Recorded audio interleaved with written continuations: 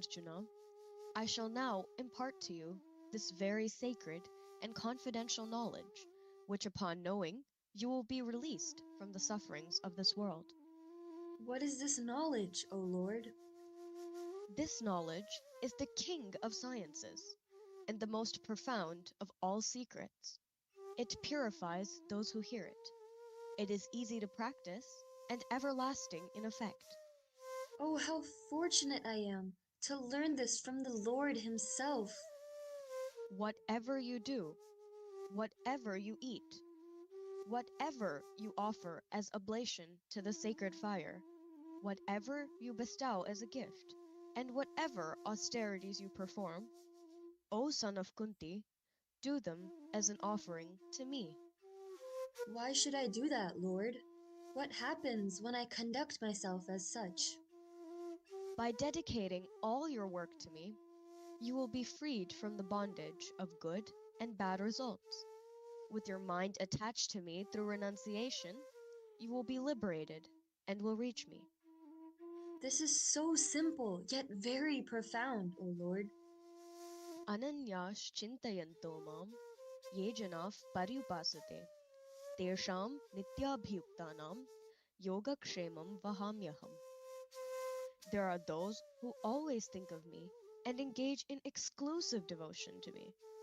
To them, whose minds are always absorbed in me, I provide what they lack and preserve what they already possess.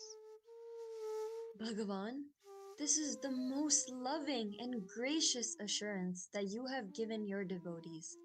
We are ever grateful to you. Please bless all of humanity to always remember this divine assurance.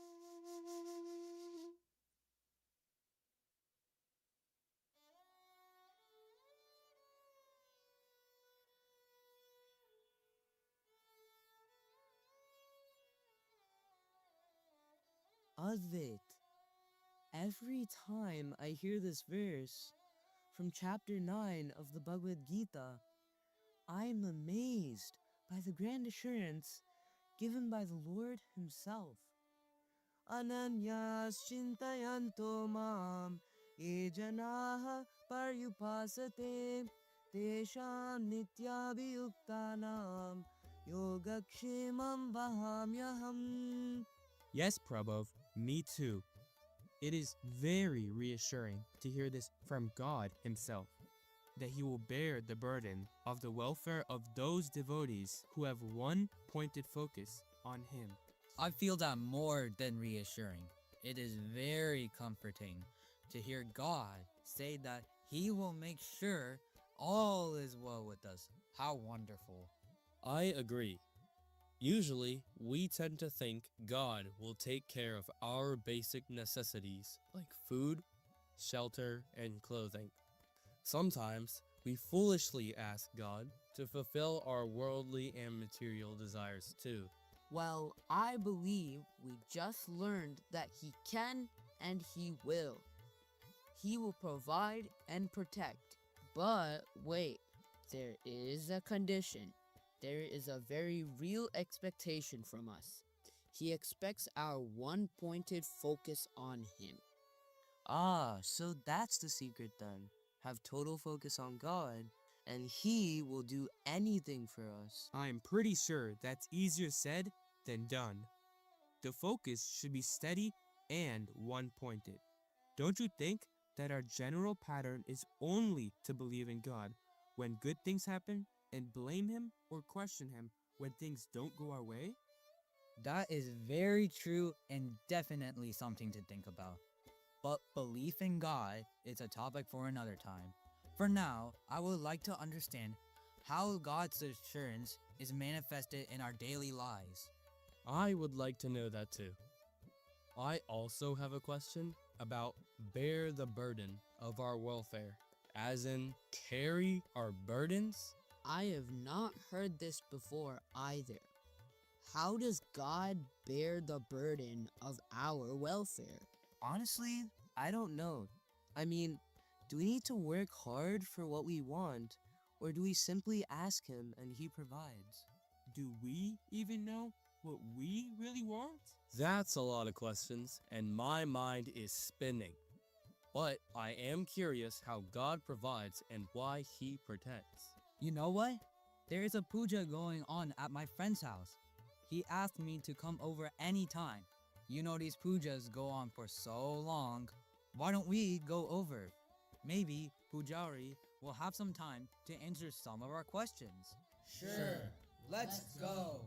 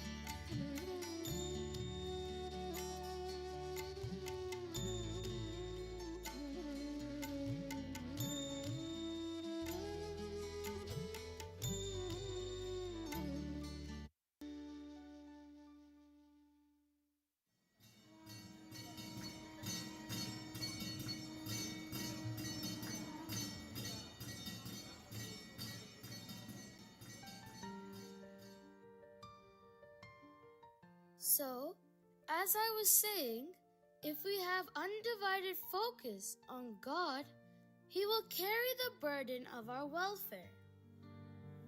Oh, does that mean God will carry me when I am too tired to walk back from school? No, silly. It means God will give us the stuff that we ask for if we pray to Him. Well, the Bible does say, "Ask, and ye shall be given. Seek, and ye shall find. Knock, and it shall be opened." Yes, that is correct. However, today we are asking, seeking, and knocking at the material world. Isn't that true? Can you please explain this further? Think about it. If you have a health problem, you wouldn't go to a carpenter for the cure, right? In the same way, if you want a solution from God, we need to approach God and not the world. How can the Creator answer a prayer addressed to creation, the material world? Great question.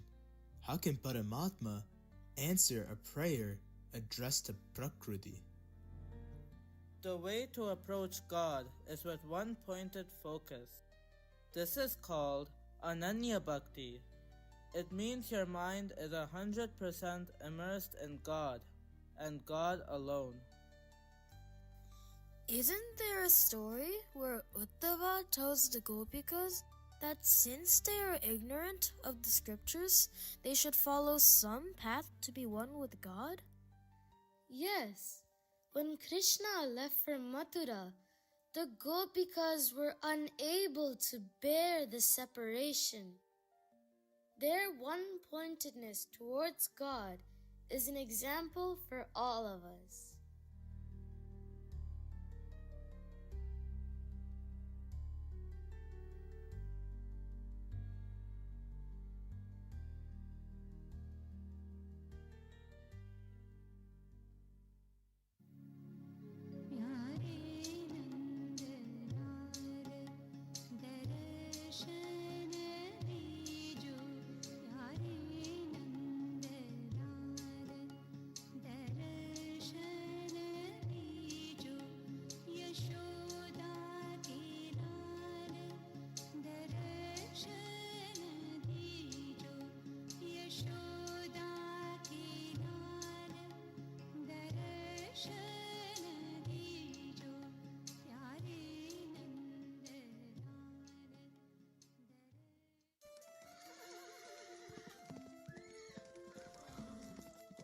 Look, a chariot approaches. Could it be Krishna? Oh, how I pray it is him. But as the chariot drew closer, they realized it was not Krishna. It was Uddhava, Krishna's dear friend, sent by Krishna to offer them solace. Oh, yay, Gopikas! You are ignorant of the Shastras. You have no wisdom. It's really silly to pine for Krishna in this manner. If you know the Shastras, you will realize that Krishna is ever with you. He resides in your hearts. I shall teach you the science of yoga for which Krishna has sent me. The Gopikas did not speak directly to Uddhava. They chose a bee to convey their feelings. Oh, bee, Uddhava's words only add fuel to the fire of our grief. Enough of these words. Here is Krishna's message to you. At least read that. Oh, bee, we are illiterate village folk. We are stricken with grief. Show us Krishna. We are being burnt by the fire of agony caused by Krishna's absence. If we touch his letter, it may be burnt to ashes. We dare not touch it.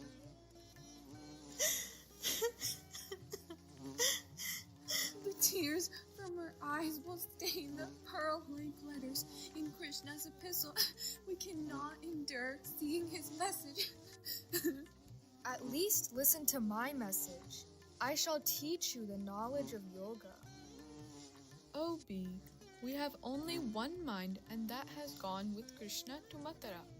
If we had 4 minds, we could turn one to yoga and another to some other subject. But the only mind we had has been surrendered to Krishna. We have no room for any yoga lessons. Uddhava was stupefied when he realized their single-minded devotion to Krishna. He realized that Krishna had sent him on this mission to learn the true nature of devotion from the Gopikas. Their unwavering love for Krishna revealed that love of God is both the means and the goal. The essence of all the Vedas and Shastras is single-mindedness. This single-mindedness results in one-pointed devotion to God, or Ananya Bhakti. I have not cultivated the single-minded devotion that the Gopikas have demonstrated.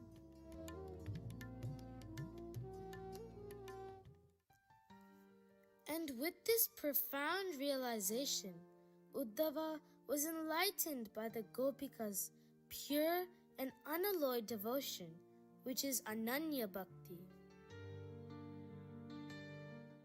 This reminds me of verse 22 in chapter 9 of the Bhagavad Gita. Ananya shintayanto mam ye jana pariyupasate tesham nityabhiyuktanam yogakshemam vahamyaham. Sundar and Adarva, you know this was covered in your Balvikas class yesterday. Do you remember the meaning? It means for those who meditate on God with no other thought, He will take care of them. It also means that He will give us what we need. Oh, wow. My friends and I were just talking about this verse on our way over. In fact, we all came over because we had some questions for you, Pujari ji. Sure. What are your questions? I want to know what is meant by steadfast focus on God. I want to know if God really carries the burden of our welfare. That's a bit of an awkward statement, isn't it? Yeah, why would God carry our burdens? After all, He is God. Can't He just wave His magic wand and grant what we want? Lots of good questions are coming out today. Pujari-ji, you may as well stay back for dinner. I am so happy that you are all asking these questions. That itself is God's grace on you. Yoga means whatever you need in life, not want, but whatever you need will be provided by God. Kshema means the protection, of what has already been provided to you. The word Vahamyaham literally means to carry the burden of or be responsible for. So, the verse Yogakshemam Vahamyaham means that the Lord will carry the burden of the welfare and protection of His devotees. Let me tell you the story of Jagannath Mishra, and all this will make sense.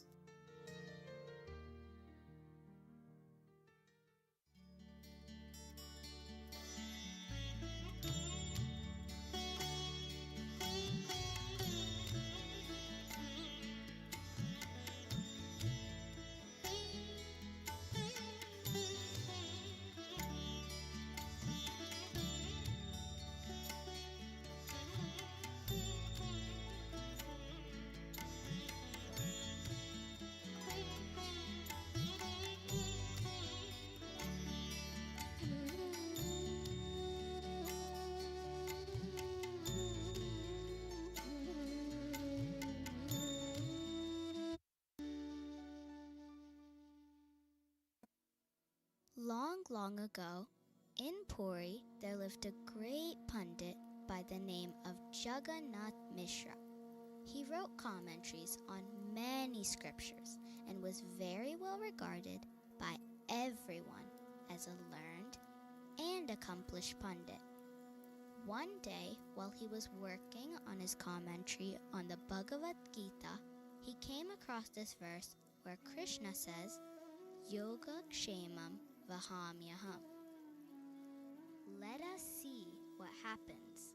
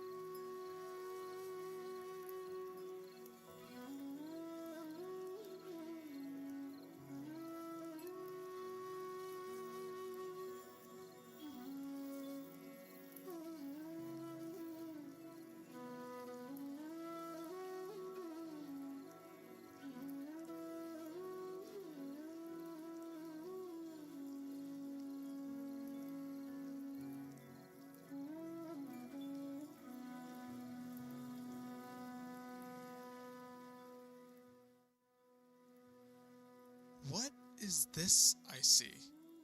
Yoga Kshemam Vahamyaham. I carry whatever is necessary and I protect whatever is to be protected for the devotee.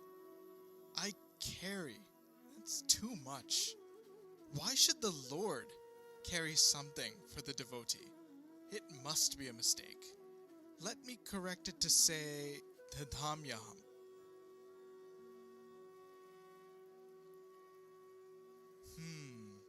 There. The Dhamyaham is more appropriate. It means the Lord gives. The Lord grants what is necessary, not carries. I'm going to the library and we'll be back in a couple of hours. Okay. Please be back in time for lunch. Let me see what to cook today. I have run out of groceries. What am I gonna do now? Amma, this basket is very heavy. Can you please help me put this down somewhere? What is this? Who sent you with this? Wow. This is everything I need. There is enough to cook a meal for the whole village. Your husband, the Pandit, has sent all this. What? My husband? That's impossible. He would never make someone work for him, especially a young child. Well, he did. He told me to carry all these materials from the market to your house. What is this cut on your face? Did someone hurt you? Amma, your husband did. He cut me across the face and then he walked away. What? What is going on? This keeps getting worse. First you say that he made you carry groceries, and now you say that he hurt you? I am just telling you what happened. I have to go back home now. Bye. What has happened to you? Have you lost your mind in your old age? What are you talking about? Are you okay? That young boy was so sweet and so nice. You sent him with all the food, but what possessed you to make you hurt him? He was bleeding from the cut across his face. What are you saying? I sent someone? I hurt someone? Oh God! Oh Lord! What have I done? How could I misunderstand your love for your devotee? It is not the Dhamyaham, it is Vahamyaham. It is not the Dhamyaham, it is Vahamyaham. The Lord does not grant. The Lord literally carries. My Lord, it is true. You bear the burden for the welfare of your devotee. Ananyaschintayanto mam ye jana paryupashate tesham nityabhiyuktanam yogakshemam vahamyaham.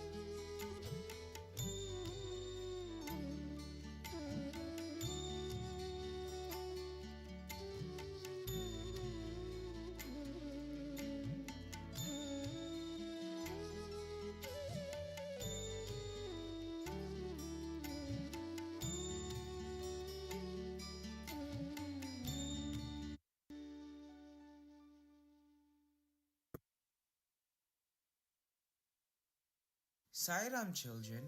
How was everyone's week? Sairam, uncle. It was good. The best part was watching the Balvikas drama last week. Nice. Did you learn anything new from watching the play? Yes, I learned that God carries our burden. What? What does that even mean? That doesn't even make sense. Yeah, it was not clear to me in the beginning. We were confused about this verse. Ananyas chintayantomam ye janah paryupasate tesham nityabhyuktanam yogakshemam vahamyaham. Oh, that is a beautiful verse. It is one of my favorites. As for those who exclusively worship me, who meditate on me with no other thought, and who are ever steadfast, I bear entirely the burden of their welfare. Very good. Looks like this has been repeated enough times to be remembered. But I'm eager to hear what you learned. We learned that the word Vahamyaham literally translates to carry. We learned about the Pandit named Jagannath Mishra, who, while writing a commentary on the Gita, scratched out Vahamyaham, which means to carry, and replaced it with the word Dadamyaham, which means to grant or give. Jagannath Mishra wanted to say God grants or gives, not carries. But the story of how God carried the burden to provide for his own family changed Mishra's mind, and he quickly corrected his writing. Yes, of course, that makes sense. God takes the trouble to help and protect us. I sure hope he's listening to our prayers. I prayed this morning and asked God to help me do well in my exams. And I asked God to make me strong. Do you think God will give you what you prayed for? Of course. Why not? After all, he is bound to us. His devotees, isn't he? It is important to pray, but to achieve any result, we must put in some effort, whether it is for worldly matters like your exams, or making you strong, or for spiritual matters. Oh, okay. I would like to know what that means. Even in spiritual matters, we need to put in the effort. What does that mean? Study, systematic, and sustained effort alone can confer what you truly seek from God or the world. If you ask God, God will answer. If you ask the world, don't expect an answer from God. Creator versus creation. Exactly.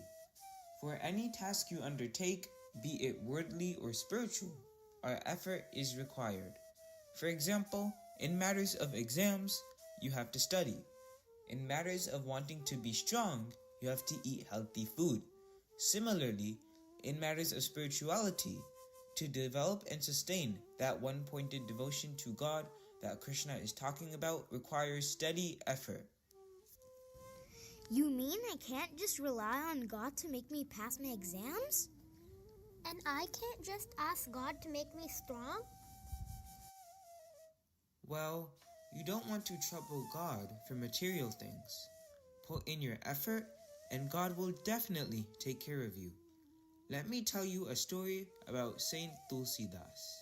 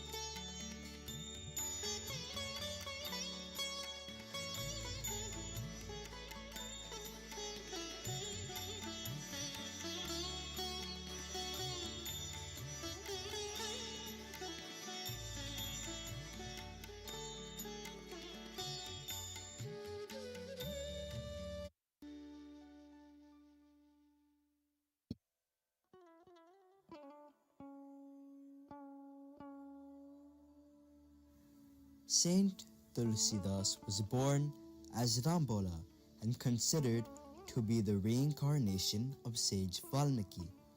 It is said that he was born to propagate the message of the Ramayana for the benefit of common men and women. His most celebrated works are the Ramcharitamanas and the Hanuman Chalisa. He imposed upon himself the task of writing about Rama for his own pleasure and bliss. He loved Rama for love's sake and nothing else. Shri Raghurama Shri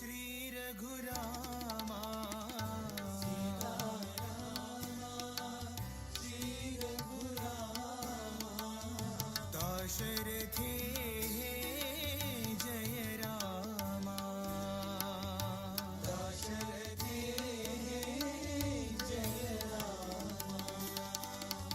Atma Rama Ganit Gunadhama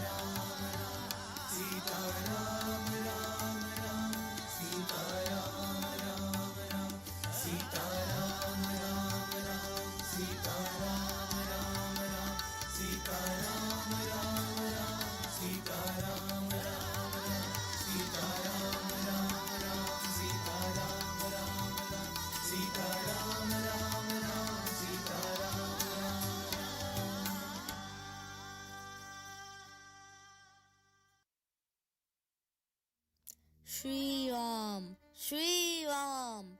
People are so generous with their donations. The temple will go on thanks to these donations. Thank you, my Lord Rama.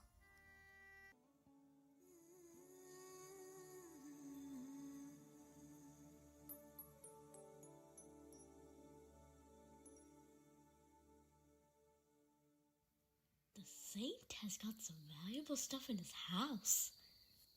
Once he is fast asleep, we can go in.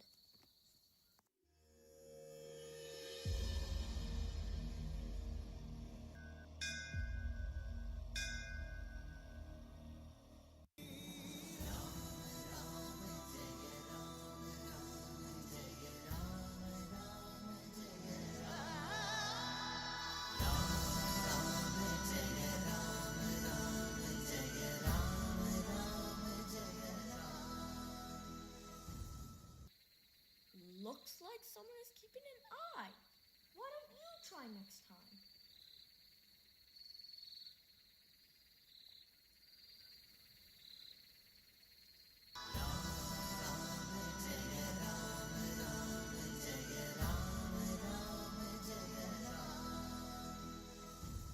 Looks like someone is walking outside the house. Maybe he hired some bodyguards. Okay, we could try again.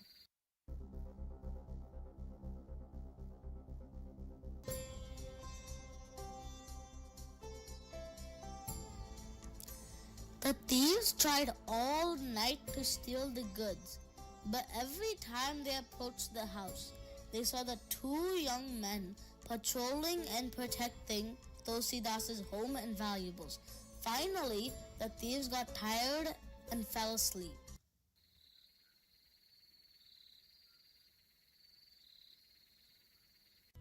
Shri Raghavam Dasharathatmajam Aprameyam.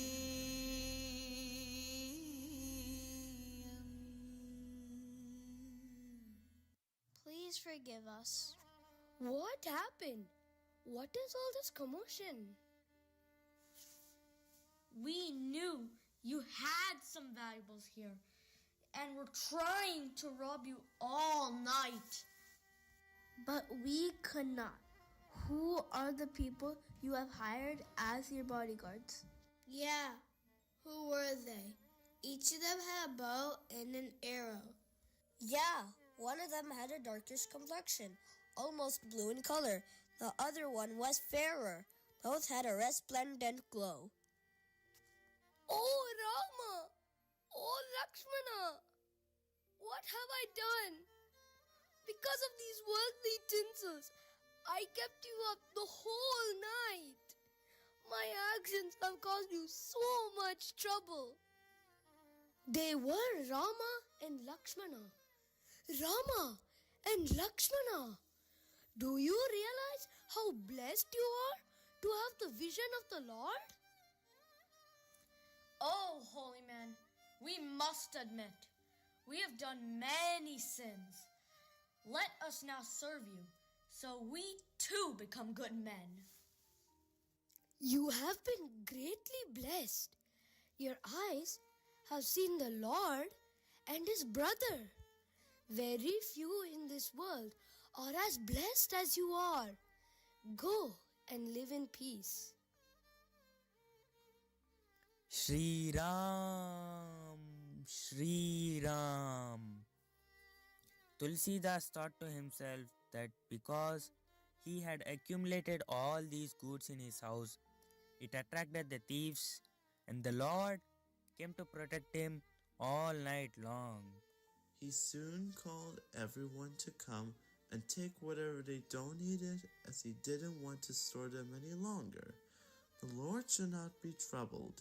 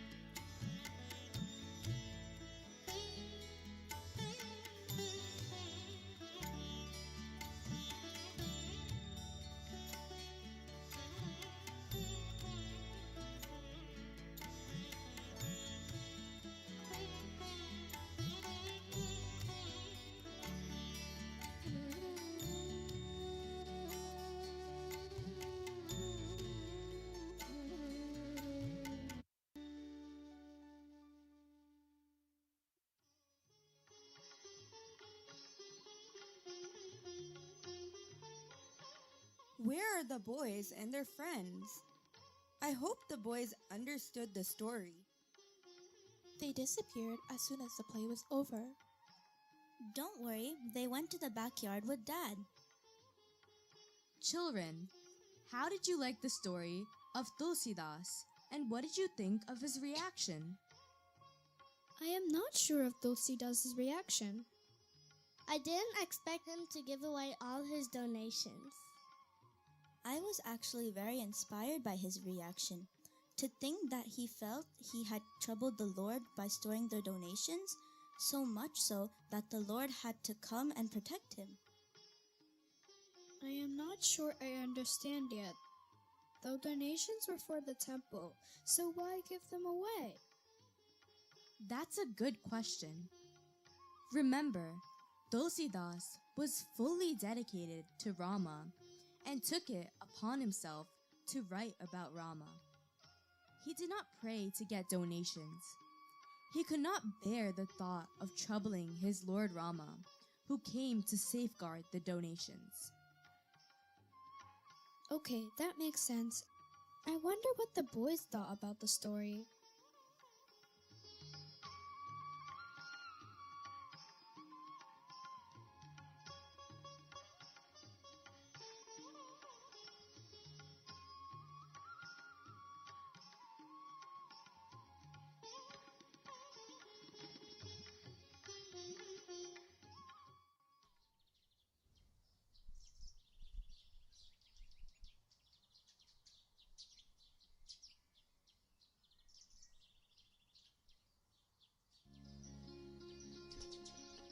Tulsidas did not pray to Lord Rama to protect the donations, so why did Lord Rama come to protect the donations?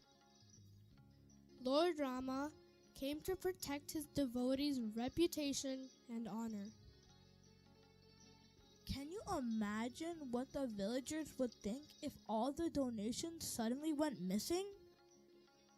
His entire mind was only focused on Rama.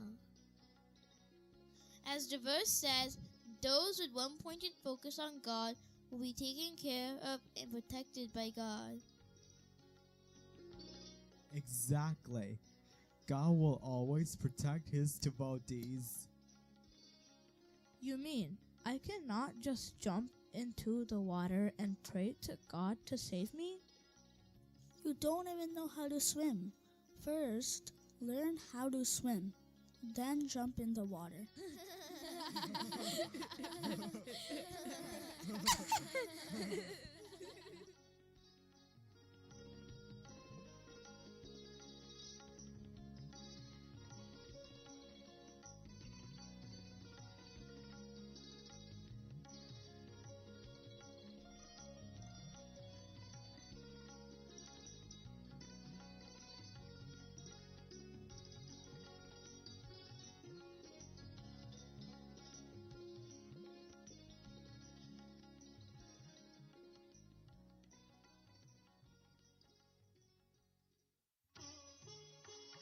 Okay, it is coming full circle for me now. So, between what we learned about putting in the effort and God carrying the burden, I understand that we must first do our part and put in all our efforts, and only then leave it to God to help us. You are right. Effort is necessary, and it should be steady, systematic, and sustained. This is called sadhana. Another takeaway from the story is that we should also not trouble God for worldly things. But we live in this world. We need worldly things to survive. You are absolutely right. But here's the thing. As long as your mind is focused on God and you put the effort to stay on the spiritual path, God will provide you whatever you need. You mean whatever we need from the world? Really? Yes. As long as your mind is occupied with God, it is very unlikely you will have the time or desire for many material things and experiences. God will give you what you need from this world so you can sustain this body and can progress spiritually. So, Grandma, what you are saying is that as we go closer to God, we become more detached from material things in the world? Yes, dear. Let me tell you a story from the life of Swami Vivekananda.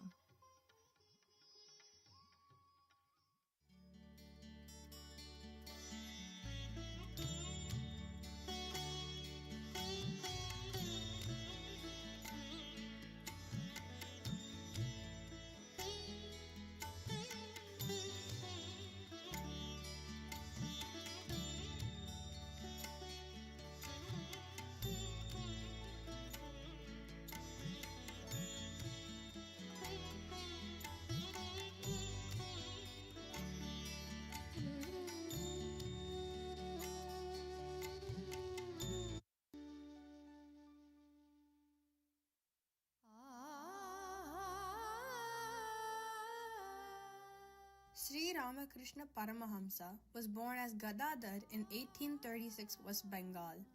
Ramakrishna had intense love for the Lord and always aspired for God. He spent his entire time on the contemplation of the divine form of the Lord.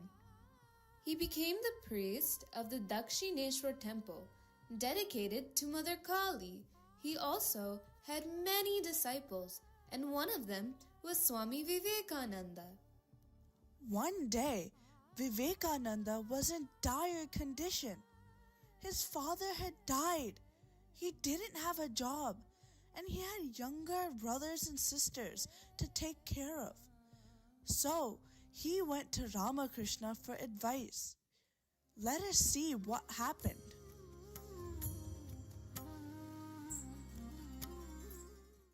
Master, I come to you seeking advice. Tell me, what is it that you seek advice for? Guruji, I do not know what to do. As you know, after my father's passing away, I have had to care for my brothers and sisters. How can I become a monk or seek for God when my family is starving? Please tell me what to do.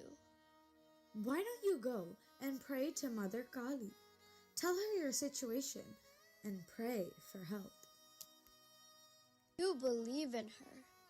You see her. And you talk to her. Can you please pray to her for me? I don't pray for such things. It is really not my thing. You have to do it. Being the staunch non-dualist that Sri Ramakrishna was, he told Vivekananda that he should go and pray to the Mother Kali himself. And so Vivekananda left to go pray.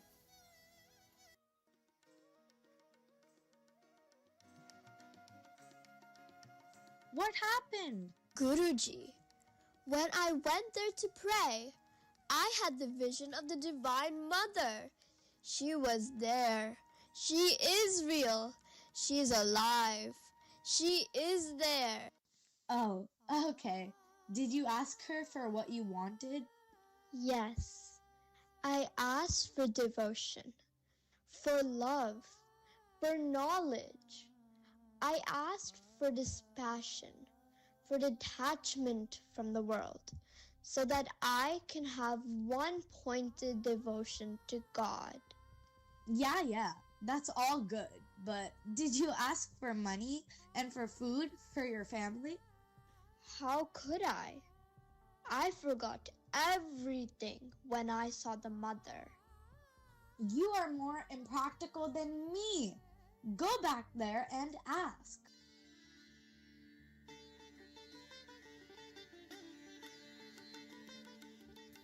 This time, did you ask for what you wanted? I saw the mother again, but I asked for love, for devotion, for spiritual knowledge, for dispassion, for detachment, only for spiritual things, nothing worldly. Oh, Lord! There is still time. Go back, you fool. Go and ask. Tell Mother you need money, you need food. That's what you wanted, isn't it?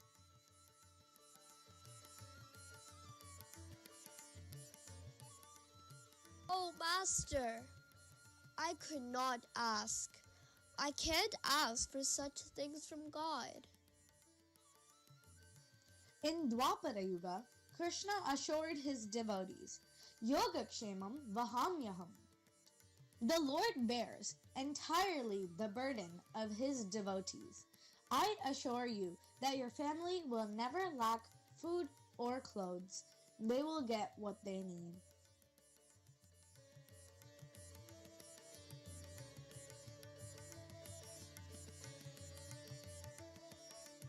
Sri Ramakrishna was happy because this is what he wanted Vivekananda to experience.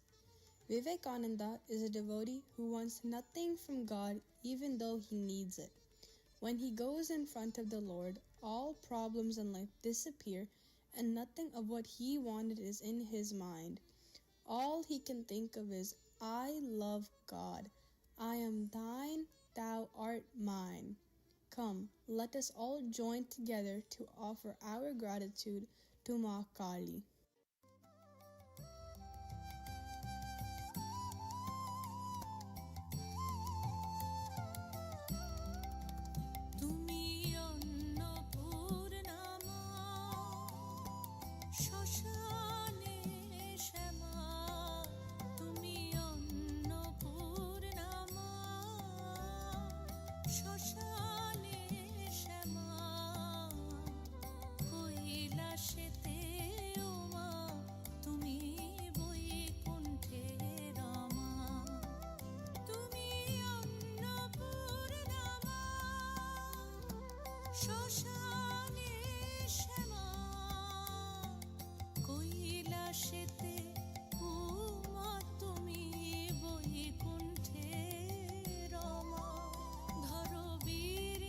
Birinchi Shiva বিষ্ণুরূপ সৃজন লয় পালনে ধরো বিরিঞ্চি শিব বিষ্ণুরূপ সৃজন লয় পালনে কমলাসনে একবার বিরাজ গো মা হৃদি কমলাসনে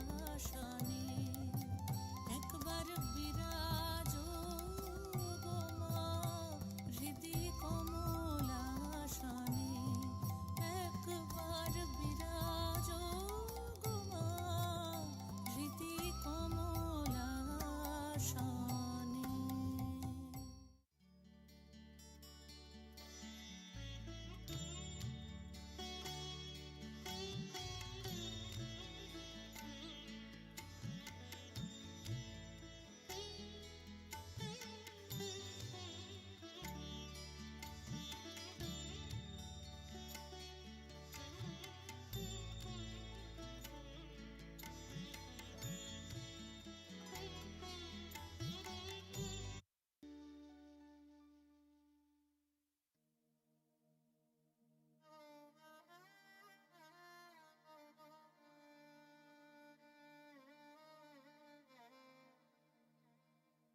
So the Lord takes care of his own devotees. Swami Vivekananda showed one-pointedness with his love for the Lord. When you lead this kind of life, you get ananyata, which means one-pointedness and sole dependence on God. Give up all other support in life. We rely on so many things in the world, thinking that they make us feel good and secure.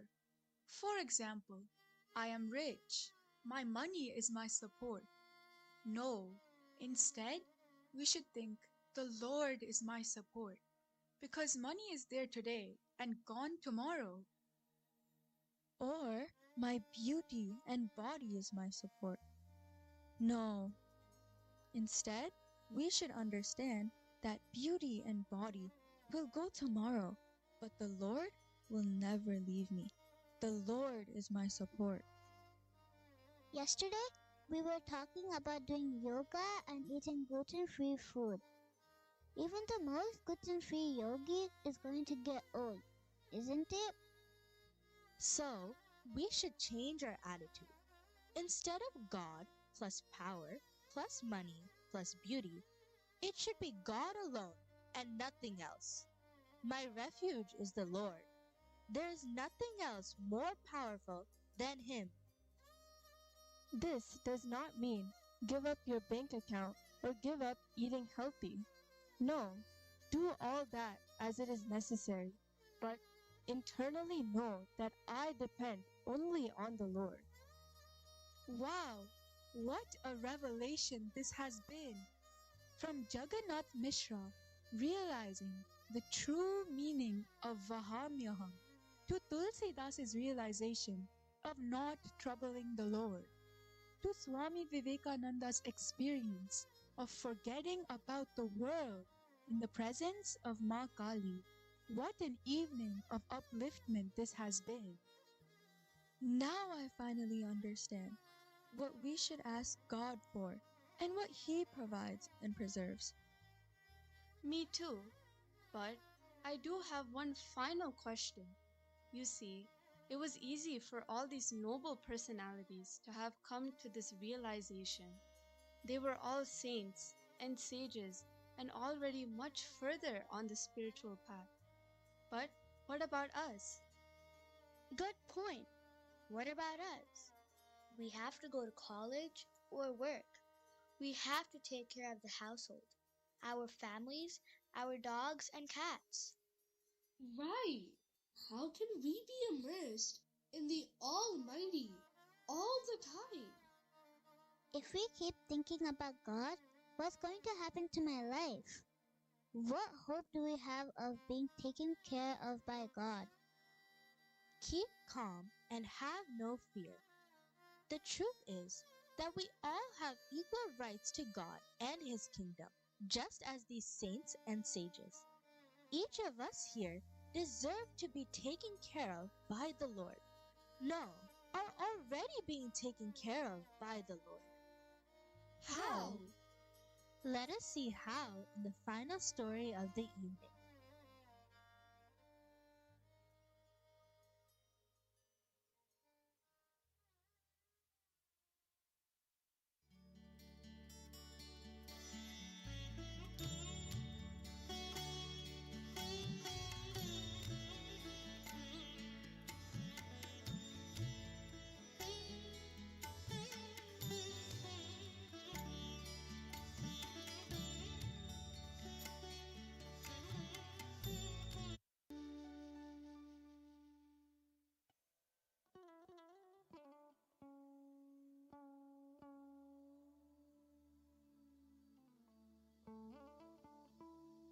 You need to repeat the name of the Lord.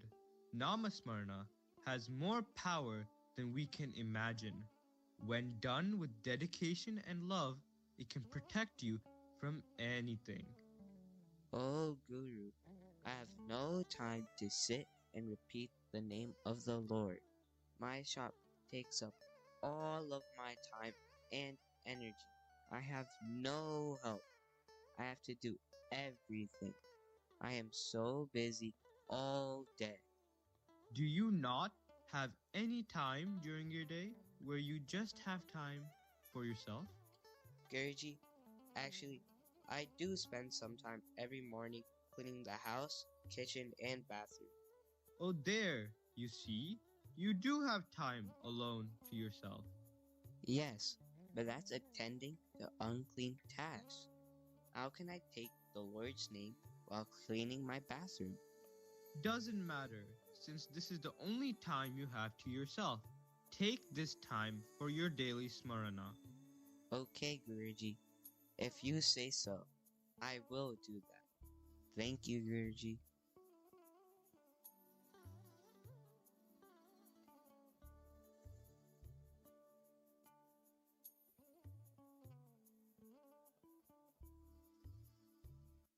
Ram Ram Ram Paramasu Mangala Ram Ram Ram Ram Ram Ram Paramasu Mangala Ram Ram Ram.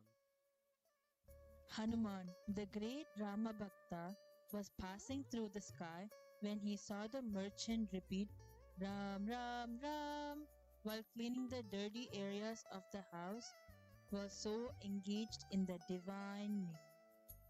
How dare this mere mortal desecrate the name of the Lord by chanting it while doing such dirty work? Let me teach him a lesson.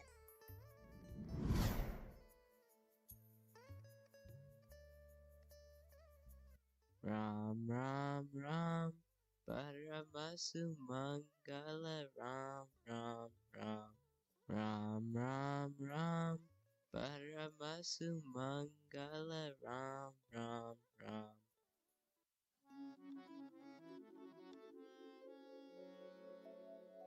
Raghupati राघवा राजा रामा ओ राजा रामा ओ साई रामा रघुपति राघवा राजा रामा दशरथ नंदन राजा रामा कौसल्यात्मज सुंदर Rama. Hanuman reaches Ayodhya in the divine presence. Hanuman bows down and gives his salutations to Rama. As he looks at Rama, he notices a swollen red print of a hand on Rama's cheek. Sri Ram, what is this I see? Your face, which is always filled with splendor, is shadowed by this red print of a hand? Who dared to raise his hand on my lord? Hanuman, do not ask me the name of the person who dealt this blow. That poor merchant, while cleaning his house, was repeating my name when you went and used your angry fist on him.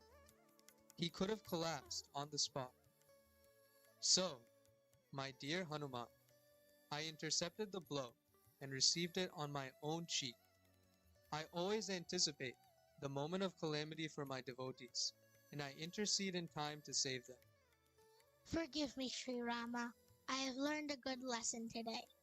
Bhakta Rakshana is one of his main tasks. Yogakshemam Vahamyaham is no empty assurance. It is the vow of the Lord. As for those who meditate on me with no other thought and who are ever steadfast, I bear entirely the burden of their welfare.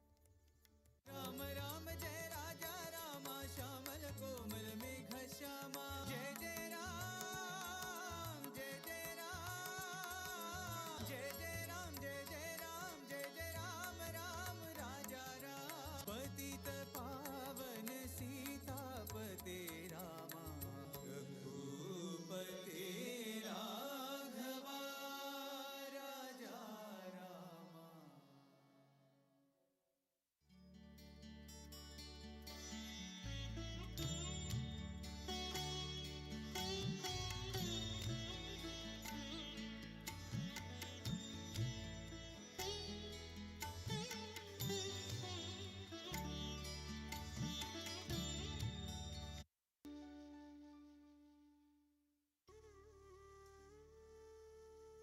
Now, do you see how we all have equal rights to God's care? Yes, when we put in sustained and steady effort to purify our mind, we develop that one-pointedness and closeness to God. Effort to purify our mind?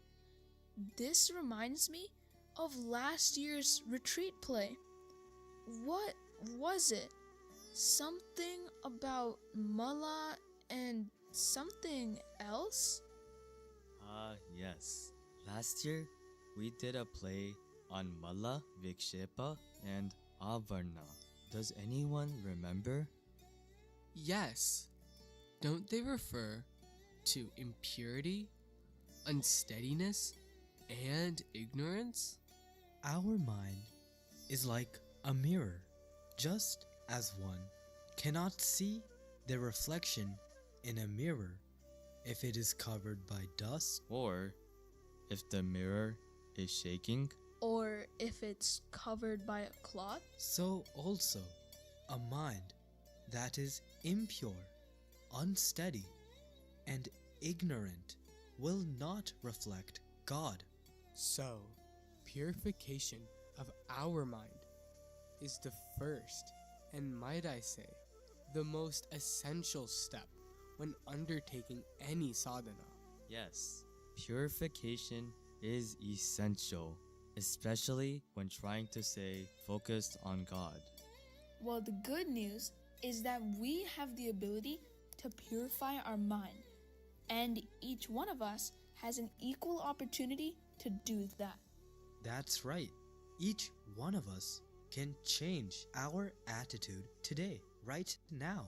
Swami says, do not postpone what you can do today. What's funny is that we decide we will start Namasmarana next Thursday.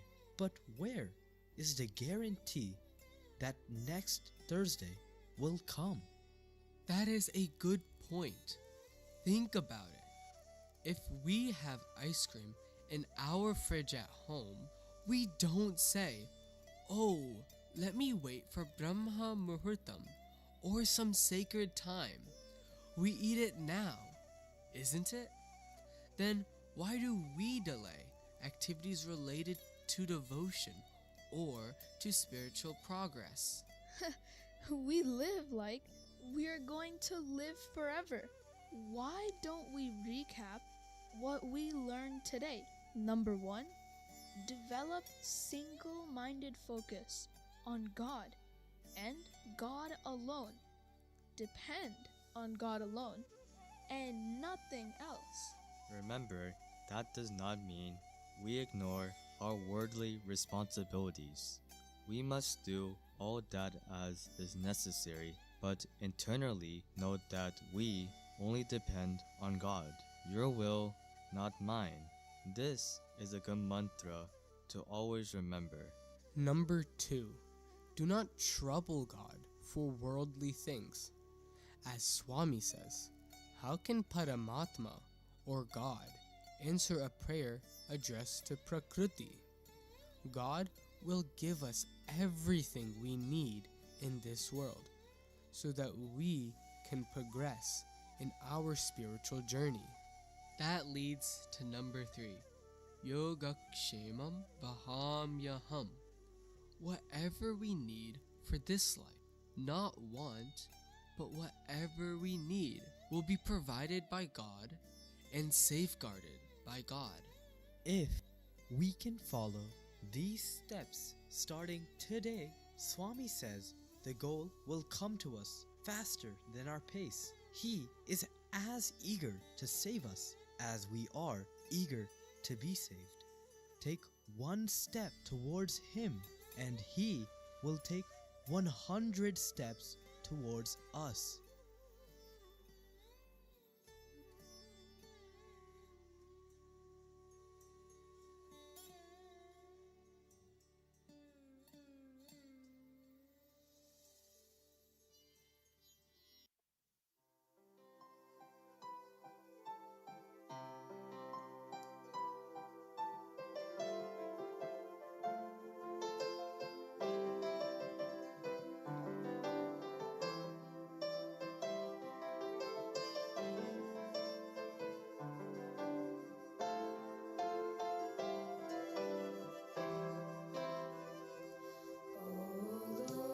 Take my love and let it flow in fullness of devotion to Thee. Oh Lord, take my hands and let them work incessantly for Thee.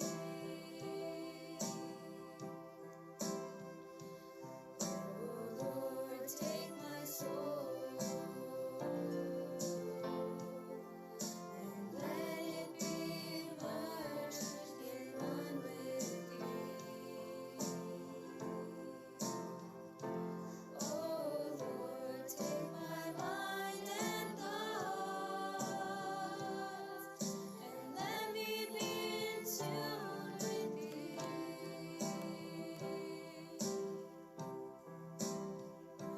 Oh Lord, take my everything and let me be an instrument to work.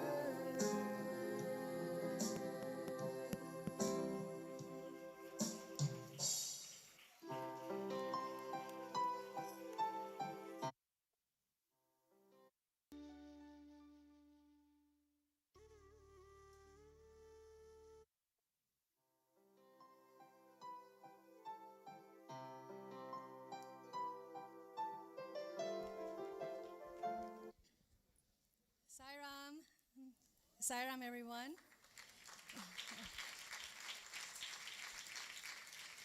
Offering our collective and deepest gratitude to Swami for this opportunity.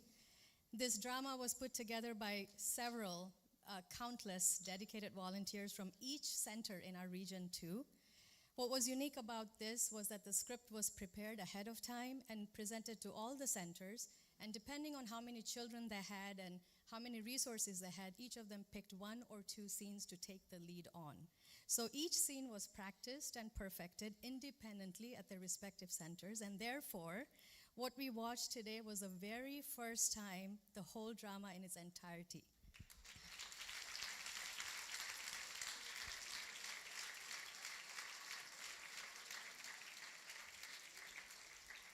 And it was likely no coincidence that when I counted the number of children participating in this drama this year, the number came to at least 100 children.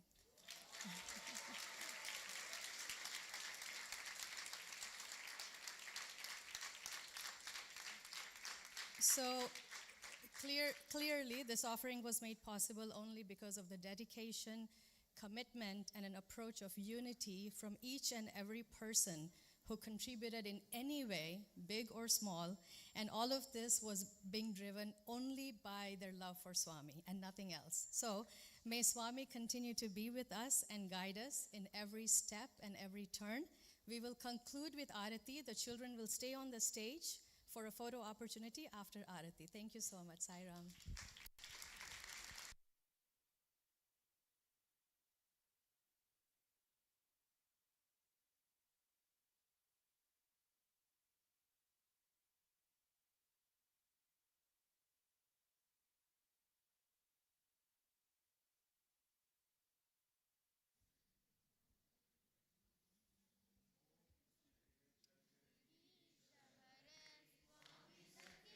आई हरे भक्त जना संरक्षक भक्त जना संरक्षक पति महेश्वरा ओम जय जगदीश हरे